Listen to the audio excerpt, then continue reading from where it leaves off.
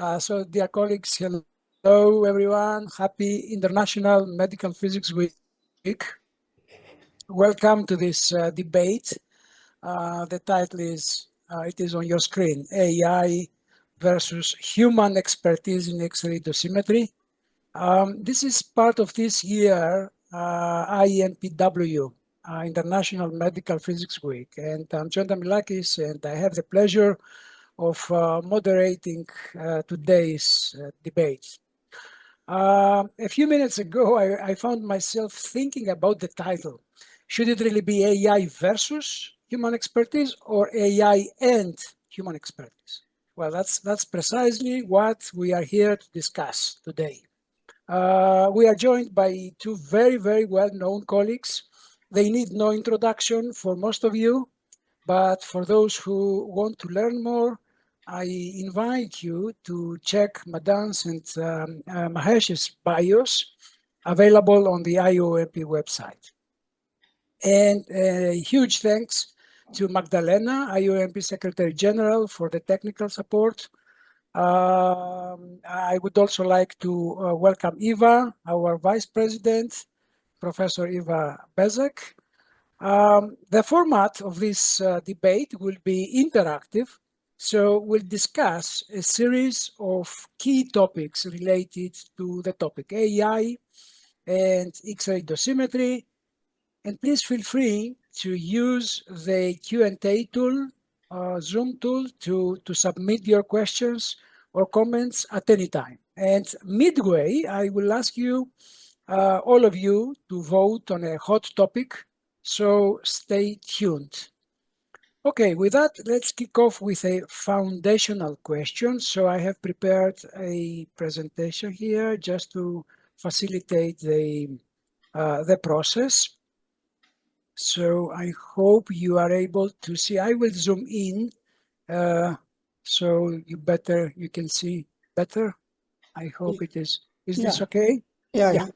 Okay, so let's start with the first question, which is a fundamental question. Why is it important for medical physicists to actively engage in the development, evaluation, and clinical application of AI technologies in X-ray dosimetry and beyond? Madan, what do you think? Thank you, John. Let me take this opportunity to add my voice of welcome to all of the participants, all of the present panelists and participants on IMPW. I have not been in pilot seat in the plane, but the fact is that autopilot has not replaced the pilots.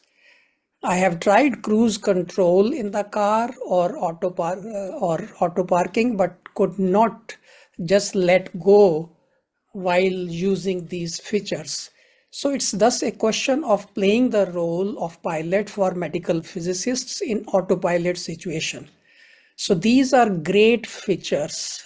They are really amazing, but still you need pilots and drivers.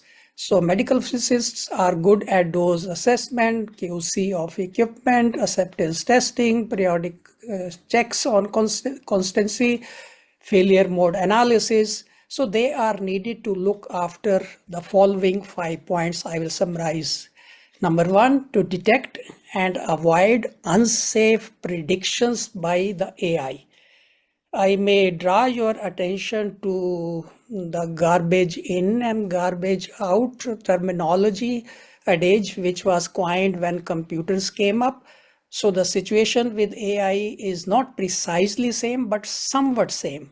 So if you have given a low noise image to AI, it will polish it. So it is not always true that it is garbage in and garbage out, but there is a limit. We'll talk in other questions on that point. Second point is AI models can drift or fail silently. Without independent checks by medical physicists, this can be a problem. Medical physicists can spot when an architecturally elegant network is incompatible with real-time image reconstruction. Next, medical physicists can play active role in QA/QC of new algorithm And finally, ensure compliance with cybersecurity, traceability, and patient privacy. I think I will stop here.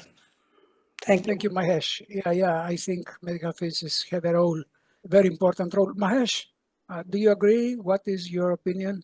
First of all, good morning and good day, and I welcome all of you. And also, I want to thank John and Eva and Magdalena helping and inviting me to participate.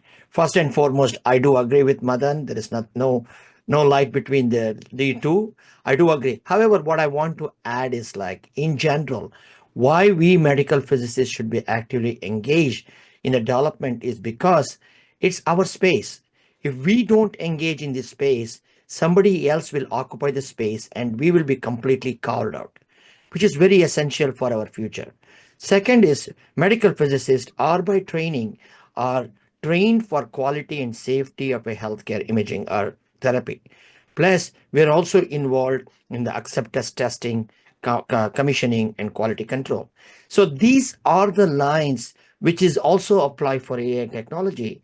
Therefore, who better to do these things than the medical physicist? And therefore, it is important for us to actively engage department. I didn't want to repeat what Madan already said because I do agree with all the points, valid point he made, but I just want to add this extra feature why we need to be in this space and actively engage in the development and evaluation of this job. Indeed, Mahesh, medical physicists know the science behind dosimetry, know the workflows, so they can make sure AI tools are accurate and useful. Okay, let's move from the why to the how, specifically in patient dosimetry. So how can AI contribute to patient dose estimation, and what advantages does it offer over conventional X-ray dosimetry? Would you like to start, Mahesh, with this question? Yeah, sure. What I'm is happy your to start this approach? question because it's a quite we are at the entry point of this utilizing AI in patient dose estimation. John, some of the work you have done on personalized dosimetry falls in this line. Compared to conventional X-ray dosimetry, if AI is used properly, it can be scaled up, it can be used more efficiently, and it can help us to create a lot more accurate personalized dosimetry. Right now, a lot of our CT dosimetry is based on the phantom measurement. But the next level is to measure on individual patients. And that is not possible now because it's a lot of resources and time frame. If we use an AI model to estimate the patient sizes more accurately, we can estimate the patient dose more accurately. That's why I think I'm beginning to see AI coming out with the tools to have a better patient dose estimation and also available, possible, making it possible for us to scale up this whole dosimetry point. Madan, would you like to add something Thank on you. what Yeah. Mahesh already Thank you. Yeah, Mahesh said? made a good point on accuracy. Let me take a popular example, like I took the popular example of autopilot for the first question. So here I will start with a popular example, like if you need 12 hours to travel by train between two extreme stations within Europe, you can do it in 1 hour by the flight. Similarly, if you need 12 hours by flight, say San Francisco to Tokyo, what if it can be done in 1 hour? So that is precisely what is possible with AI dosimetry using deep networks that may replace the Monte Carlo transport physics with a differentiating surrogate, shrinking run times to milliseconds. So models will ingest patient anatomy directly from CT rather than scaling as a standard phantom. And then hospitals can run auto compute dose for every study so that it is an automatic organ segmentation and all. So summarizing, AI transforms dose estimation from average patient models to your patient model and in a safer, faster, and smarter manner. Thank you. Yeah, it is the rapid. The key word I think here is rapid estimation. AI can quickly analyze large amounts of data, can identify patterns that we might miss. So I believe this is this is crucial for dosimetry. And continuing in this direction, optimization is a key goal in medical radiation protection. So how can AI contribute to dose optimization, Madan? Can you Thank you. please give us your insights? Thank you, John. So we have all got used to the automatic exposure control or tube current modulation. That has become routine in our daily life. They have taken over large part of the manual adjustment of parameters. So AI is like injecting steroids to these concepts of AEC and TCMs. So AI networks predict minimum tube current or KVP or other parameters and still meet the task specific image quality metrics. For example, if the task is detecting a 3 millimeter lung nodule, then results can be fed into the automatic exposure control module, lowering the MA and other factors. So AI tracks the exposure indices on every projection and it can adjust parameters on the fly, so compensating for patient habitus and positioning error. Similarly, post-processing neural networks de-noise low-dose imaging, and they have the potential to allow acquisition at 20 to 50% of the conventional dose without sacrificing the diagnostic quality. And reinforcement learning RL agents iteratively learn optimal gantry angles, filter settings, or pulse widths, and so that they can satisfy the ALARA constraints. And early prototypes show double-digit dose reduction in simulation while maintaining target signal to noise ratio. Thank you. Thank you. Mahesh, can AI contribute to dose optimization in any other way? In fact, AI is already contributing to some extent in dose optimization because lot of the in CT we were doing this iterative reconstruction, and all these vendors have now moved towards deep learning networks, which further optimizes the dose because it allows us to acquire dose at a lower techniques and improve the image quality. That's one instant. The other one is in the interventional radiology or cardiology, where the flat panel detectors are becoming more sensitive. And behind that, there are nice ways of doing this image enhancement with the deep learning or the AI. So AI is already in the space, but it's going to improve. One caution is what I would like to kind of say is like AI is not the answer for everything. That's where the medical physicist role becomes important. Because if there is unilaterally keep reducing the dose, assuming that AI will automatically help to improve the image quality, we are actually dreaming. Because if we do too low in the dose, the AI or any other process can artificially introduce low contrast object, which can really be deleterious for the diagnosis. So there had to be a cautionary approach to the AI, but it is contributing to the dose optimization. Thank you. So I think we all agree that AI can suggest imaging settings. This is very important for dose optimization. I would like to add something here, that AI can learn from a hospital's own data and adjust its optimization for specific equipment or specific patient populations. This is not commercially available. As far as I know, also there is no any relevant research work, but at least theoretically, this can be achieved. Now let's think about decision making in complex or sort of borderline cases, clinical cases. How can AI assist in complex clinical decision making regarding patient radiation protection, Mahesh? So the best example I can say is interventional radiology or cardiology, where there is a need for tracking the patient doses, because especially skin doses, so that when the patient comes back for a repeat interventional procedure, those area can be avoided for causing any skin effects. So right now we try to see the projections. If AI is adapted properly, so that a patient undergoing an interventional procedure, the information will be already there, what angles they're using, and it already some vendors are providing what is called as a dose mapping. that can help further if the patient is brought back for interventional. For example, most of the cath procedure, nearly 30% of the patients are brought back for recatheterization within 1 to 2 months. That at that time, a mapping of the skin dose can really help very accurately for the physician to avoid the same entry point to diminish the skin injury. That's one example. So other example is in AI is like it can basically scale up some of these way we track the patient, and also to avoid some of this tissue effect. That's where I find it very helpful in pediatric also, to make sure that we are not uh, repeating the same exam in a very short period of time if it can be avoided. So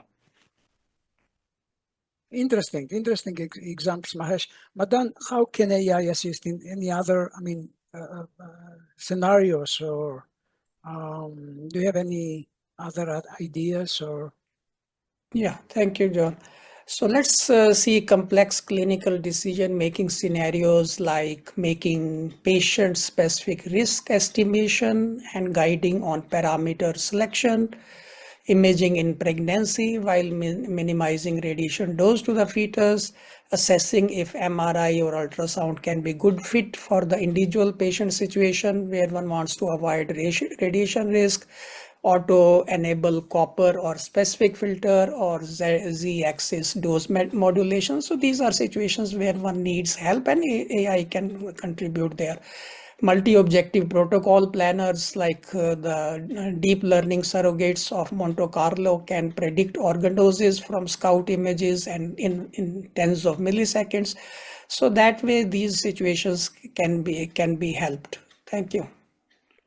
Thank you. Yeah, a complex clinical decision-making case is also is the justification process. So AI can combine all these data needed for justification: patient data, imaging history, clinical guidelines, to support these decisions, how to select the proper examination. So I think this is also another example. And now let's examine another dimension: biases. So going to challenges. So Madan, what biases could be embedded in AI-based dosimetry tools? Yeah, the training sets, if they are dominated by average sized patient or high or mid BMI adult males, and then AI will underestimate the dose to eyes and for pediatrics, and similarly different for the obese patient. And then data from one vendor or chest CT only, if it is modeled, will predict for dual energy or for head scan.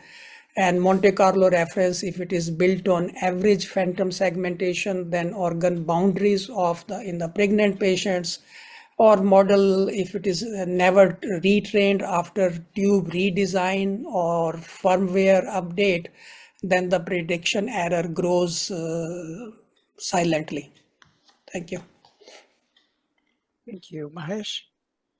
oh, we are at the point where vendors are introducing some of these AI tools for example, dose optimization. Let's say, with respect to dosimetry tools, what's happened is like the biases can introduce from vendor to vendor if these tools are not agnostic.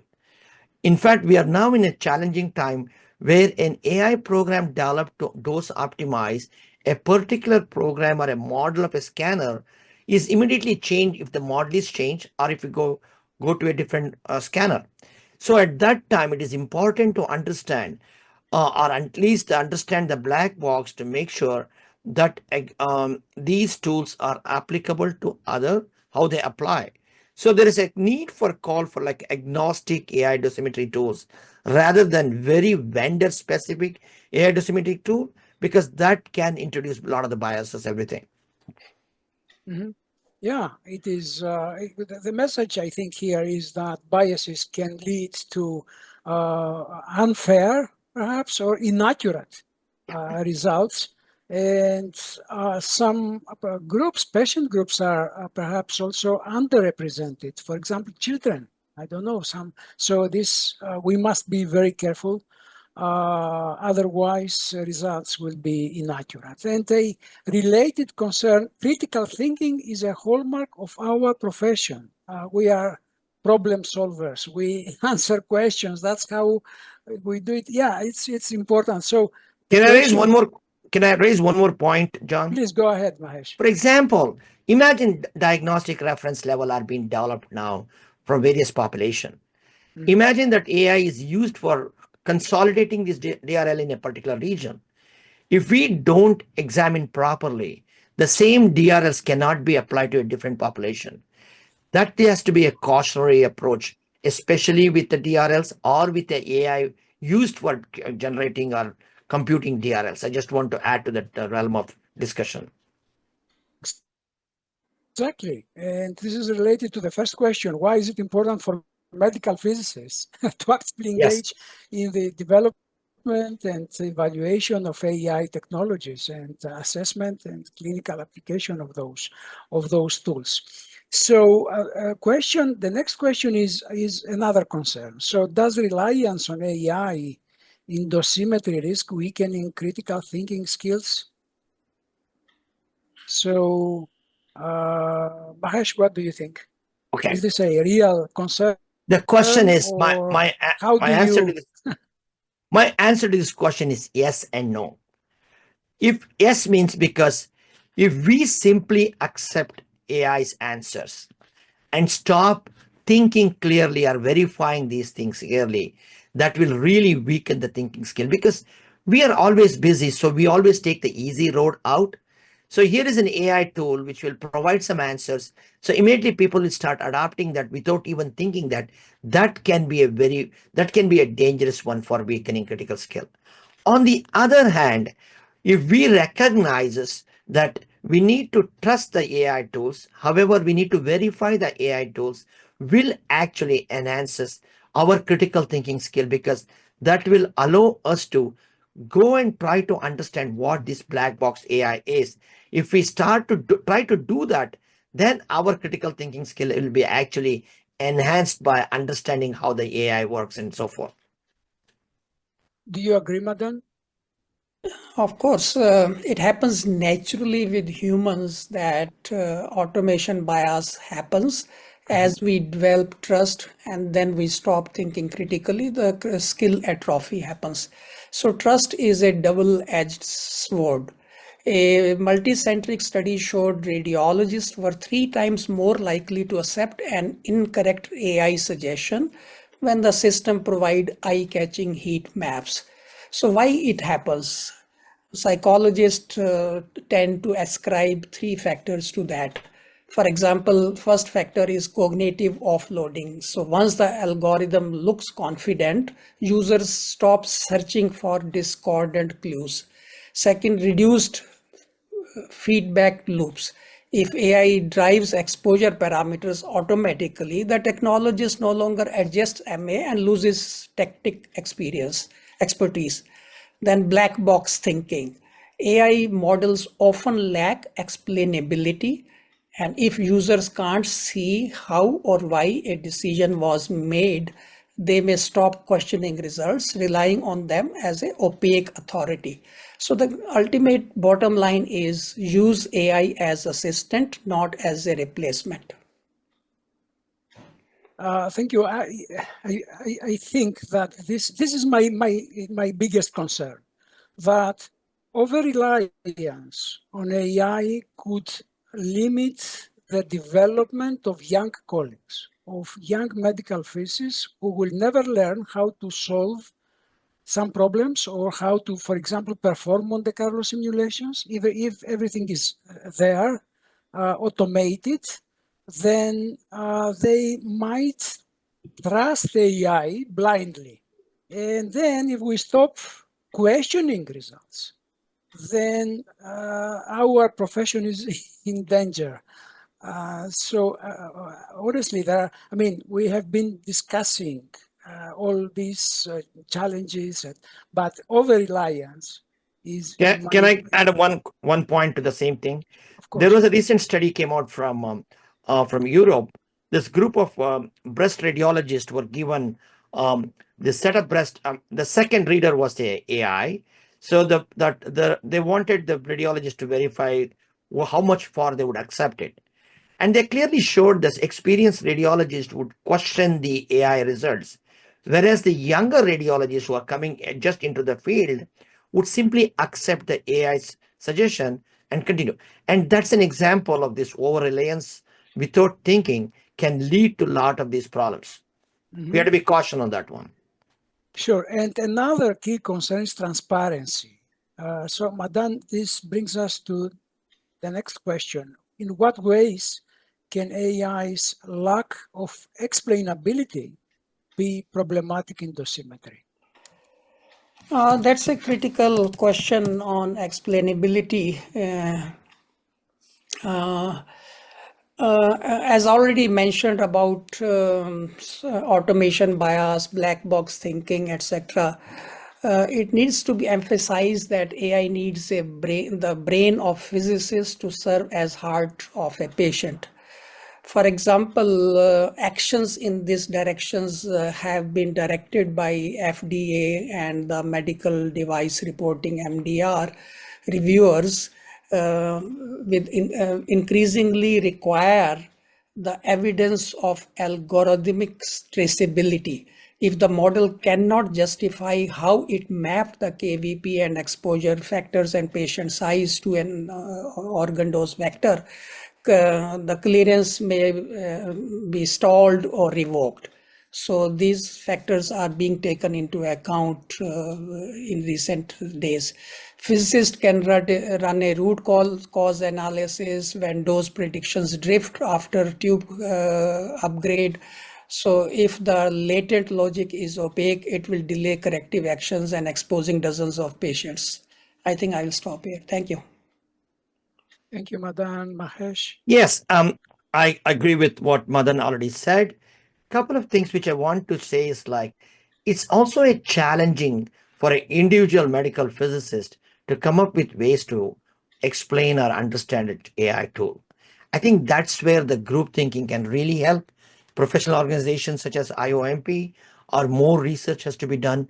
Provide a specific AI questionnaire, like kind of things like what questions to ask to come out with this thing. So instead of relying on one person, each individual to develop these things, I think there should be a generic type of a questionnaire or examples where individual medical physicists can apply to their clinic when a new AI tool comes to ask the right question. I think that will be necessary. We are still in the infant stage right now, but that is, since we are out talking about this at the infant stage, it also gives us an opportunity to start thinking how we want to come up with these things so everybody can use and use it and to identify any problems. Thank you for those insights, Mahesh and Madan. And now it's time to vote. A very quick question. One word answers only, please. So, will ever replace human experts, AI replace human experts in dosimetry? Yes, in the foreseeable future. No, in the foreseeable future, or never. AI will never replace human experts in dosimetry. So Magdalena has already prepared the question, and please, you can vote yes, no, or never. And this is a hot topic, not only for medical physicists and dosimetry, but I think it's a very general question and concern. Is AI going to replace me? So again, three options. Yes, in the foreseeable future, in the near future, next, for example, 8-10 years, AI will replace human experts. No, or never. I don't think that AI has the potential and will have the potential to replace human experts in dosimetry. Okay, I think it's time to stop. Magdalena, when can we have the results? Oh, already? Okay, that's okay. Modern technology. So within seconds, we know that more than 60% says no, 16% never, and 23% yes. So I think this is controversial. I mean, but the majority says that AI is not going to replace us human experts, medical physics experts, medical physicists in dosimetry in the years to come. So, okay. Thank you, Magdalena. May I And answer the question now for that one? yeah, Mahesh. I would have Please. preferred another choice called maybe, because Another choice, S, another no, or option. never is very strong one. The Mhm. maybe is a more gradated scale, and I would have chosen maybe. Just want to let you know. Okay, thank you. But let's return to deeper considerations, especially in sensitive populations. So the question is, what are the risks of over-relying on AI in critical dose sensitive scenarios? So reliance, again, the question is related to reliance, but this time for pediatric patients, pregnant patients. Madan, do you think that there is a risk here?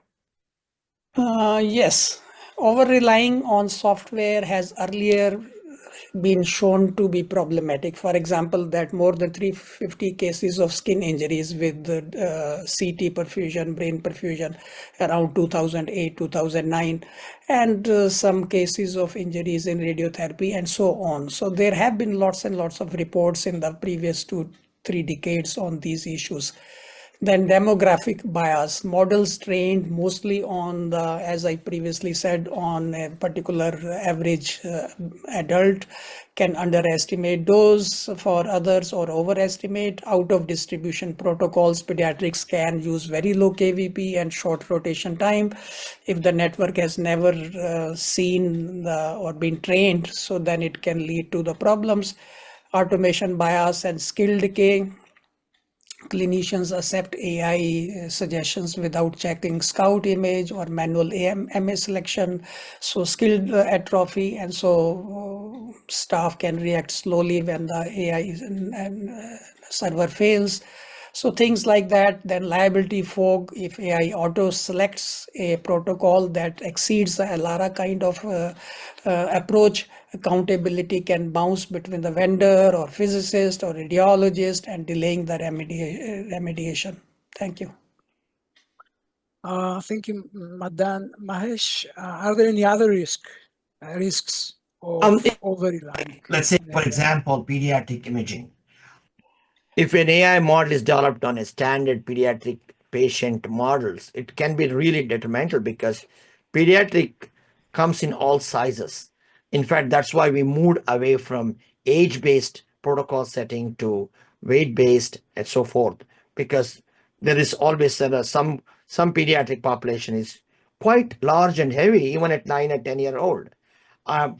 So so if an AI model is based on those type of a standard 1 point variability, that can lead to a lot of misdiagnosis or as a or a lower image quality and so forth. So it's so that is one of the areas which I want to just add to this whole thing. And there is another one point that for some subgroups, for example, for pregnant patients, there are no enough cases, or it is not easy to collect big data. No enough cases of these patients, and this can lead to incorrect dose decisions. I am afraid this is a very difficult AI project to train an AI model to predict doses to pregnant patients without having so many. the number needed for accurate and not accurate, reliable training. Okay, so of course, innovation must be also safe and regulated. So what regulatory challenges exist for implementing AI-based dosimetry tools, Mahesh? So regarding, as far as I know, if we are still at the infant stages, we're beginning to see some of the regulation coming for AI, but not any one. At least I'm not aware of any particular regulation regarding just based for directly for the AI based symmetry tool. Having said that, it is also important as there is a need for regulation. I consider this more like a blinder on in a horse race, so that it does not distract from the main track. So those type of regulatory outliners is important. The second thing is, like, we also want to be caution that so that the regulation doesn't stifle new innovation. Because if we still blanketly tell, like, oh, these AI based dosimetry should not be applicable to this population or this particular group, that can actually diminish the use of AI. So the regulatory challenges are immense right now. And since we are in the beginning, this is the time to talk about these things, how regulations in a general protect the AI based dosimetry tools, but do not stifle the new innovation in this direction. What do you think, Madan? This is a very fast developing area. Just today itself, when I checked up with the system, Google or others, that 758 algorithms have been approved by FDA till today. So as far as life cycle change control in US, FDA's has brought out a draft guideline of January this year, which demands a predetermined change controlled plan describing how the model will be updated, validated, and resubmitted throughout its life cycle. So the things are moving in that direction. I just read that in European Union under the AI Act, any device already regulated by the EU MDR is automatically high risk.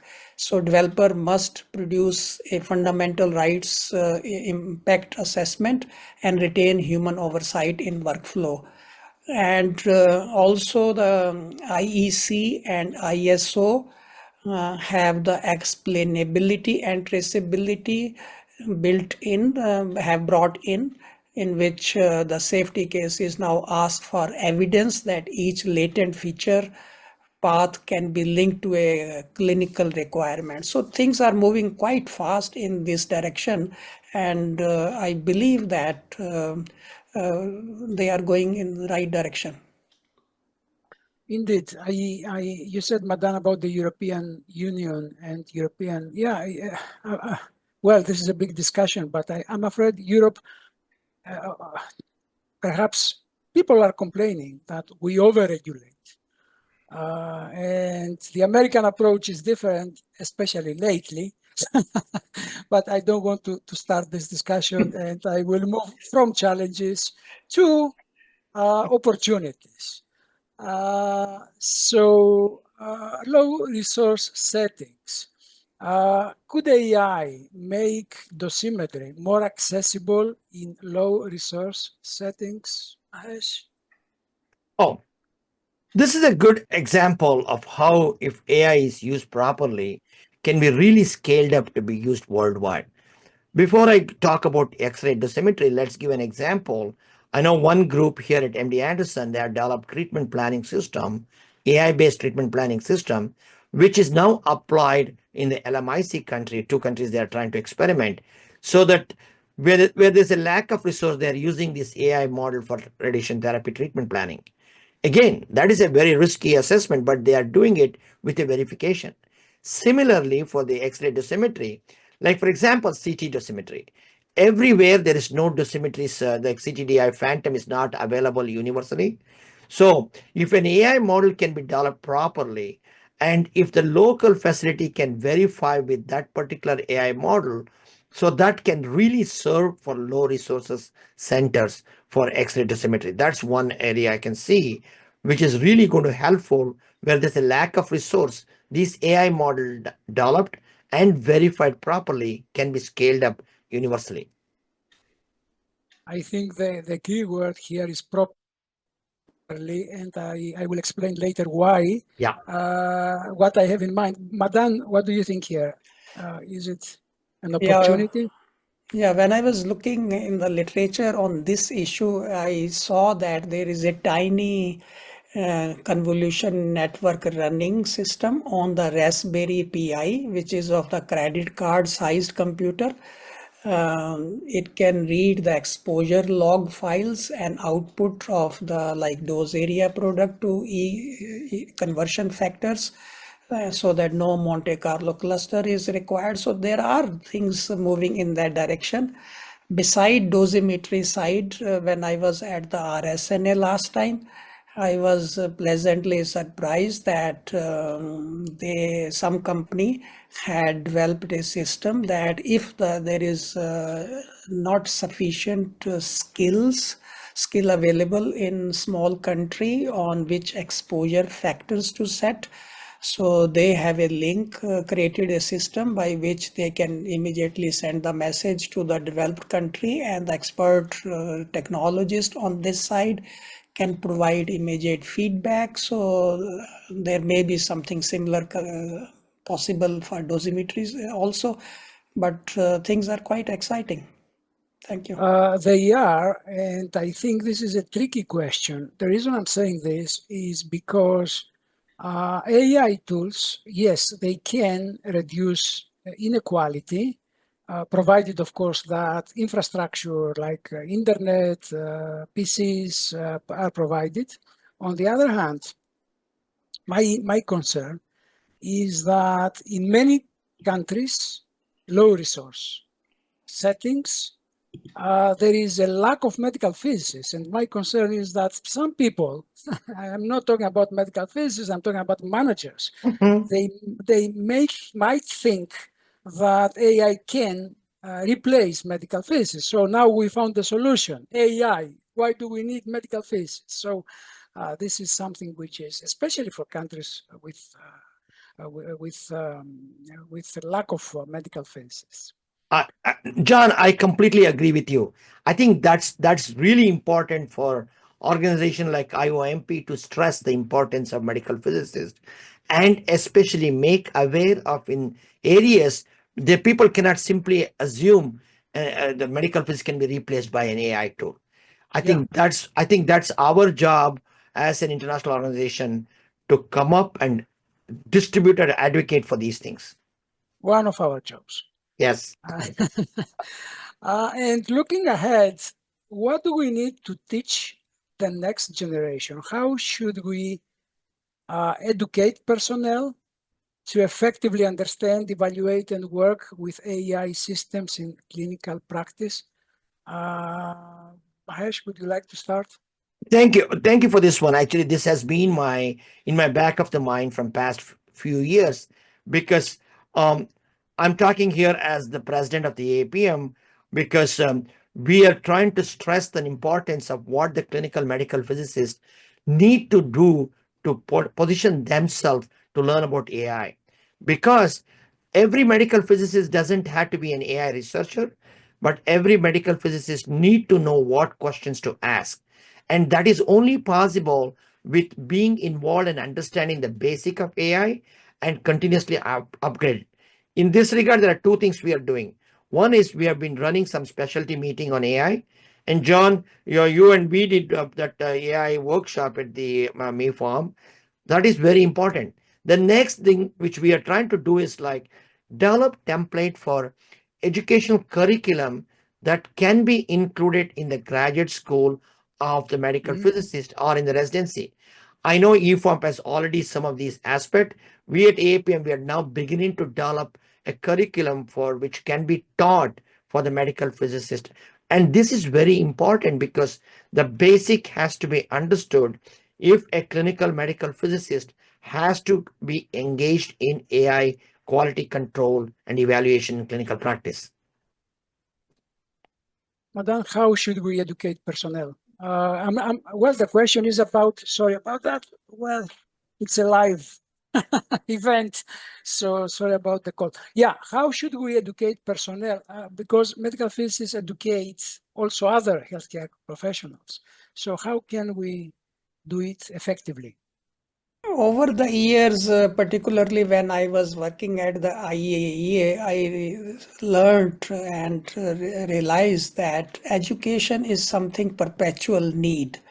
The need never stops. So always there are new people, new situations, so education's need always remains.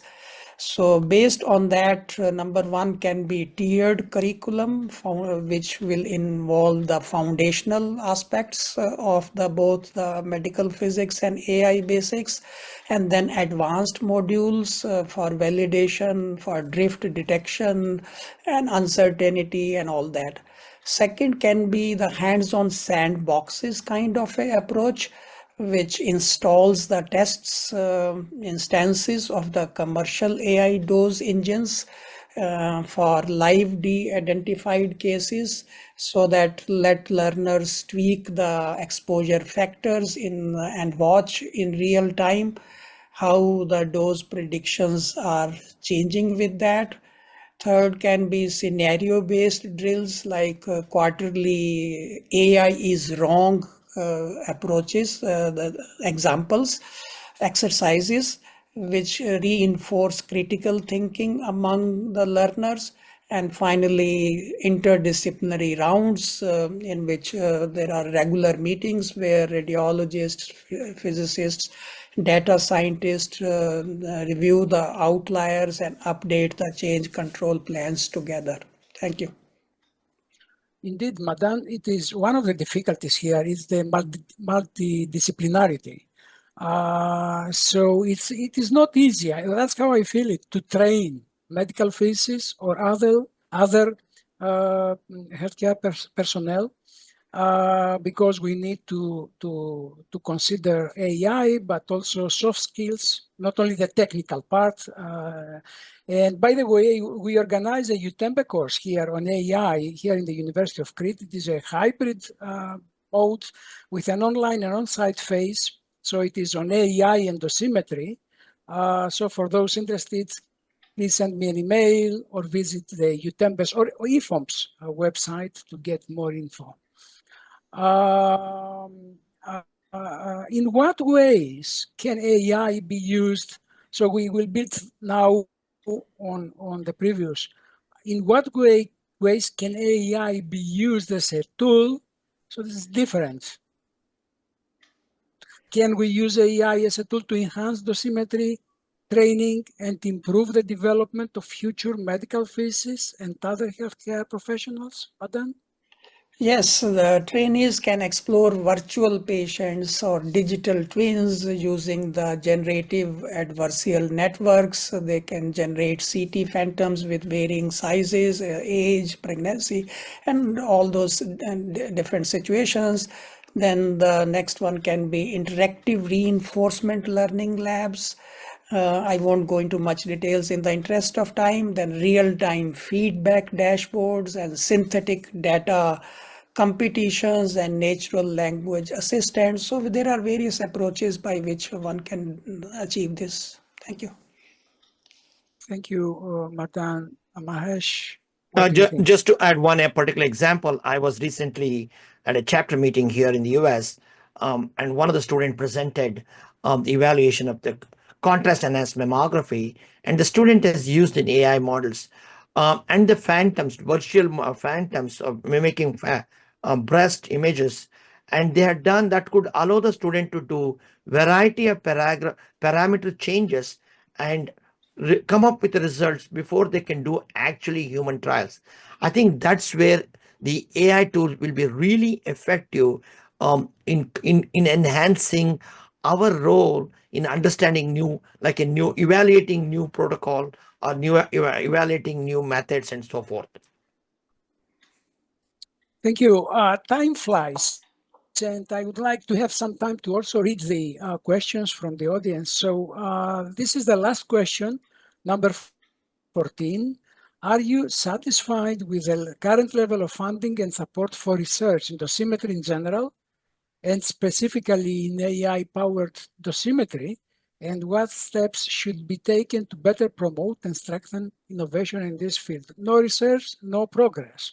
So we need to do some research, and yeah, and this is again multidisciplinary. I mean, we need to cooperate with computer scientists and other people. So, Madan, what do you think? Are you personally satisfied with the current level of funding and support for research in X-ray dosimetry? I don't know in the US if the case, I mean, I feel that we have a different, in Europe and in the United States, there is some difference in the level of support. What do you think? And then specifically in AI-powered dosimetry.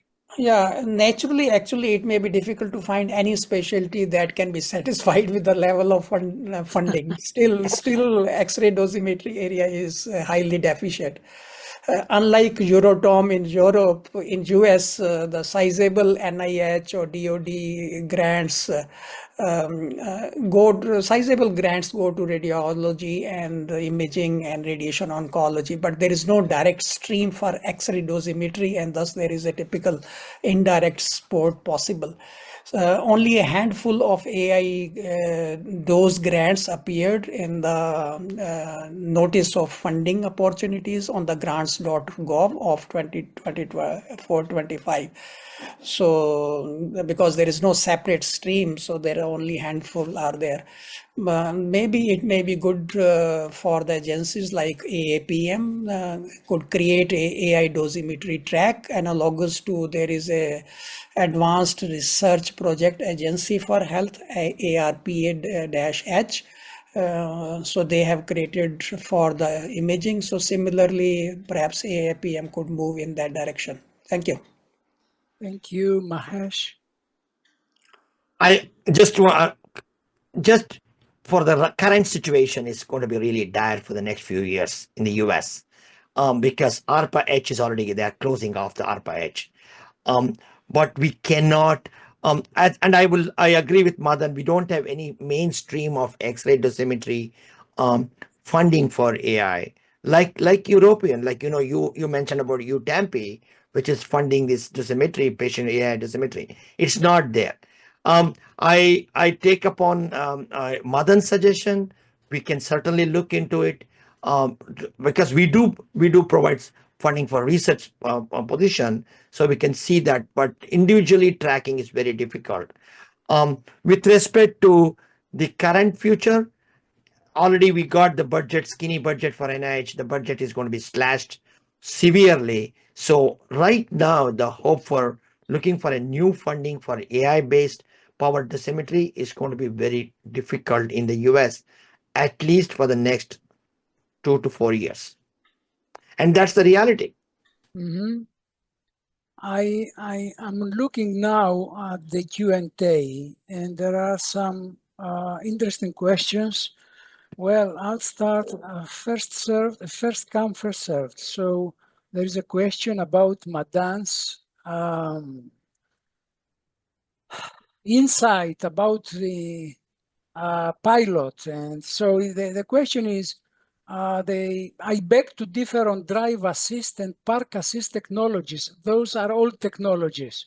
We are now in the era of full autonomous self-driving cars. Limited, but it exists and is in commercial operation as we speak.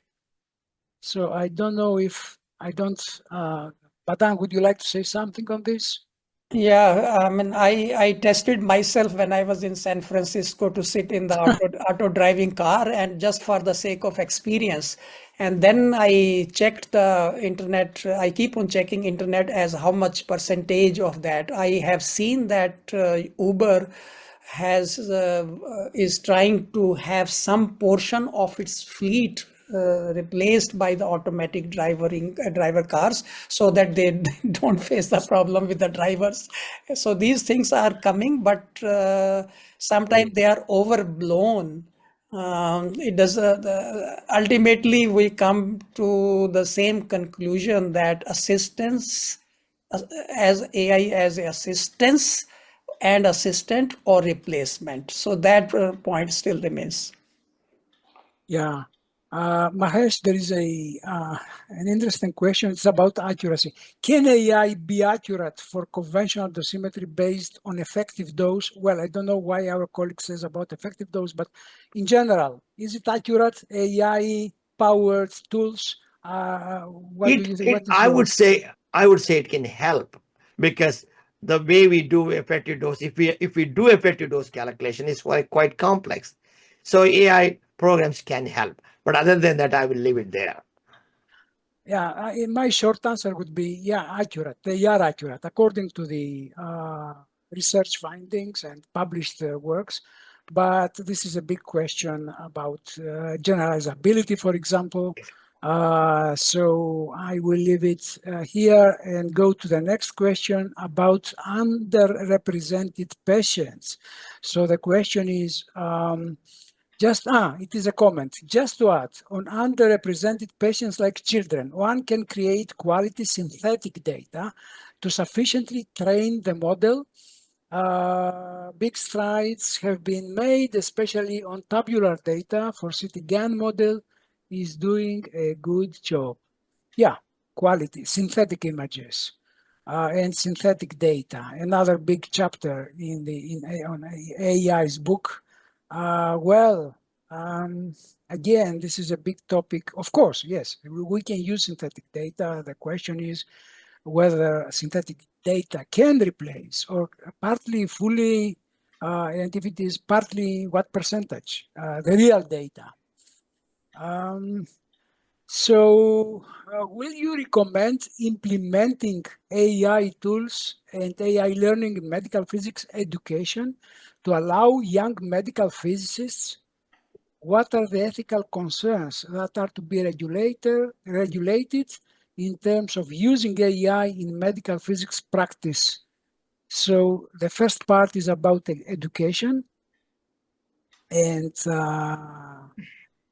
and the second part is about ethical concerns and use of AI in medical physics practice, which differs from the first part, which is on education.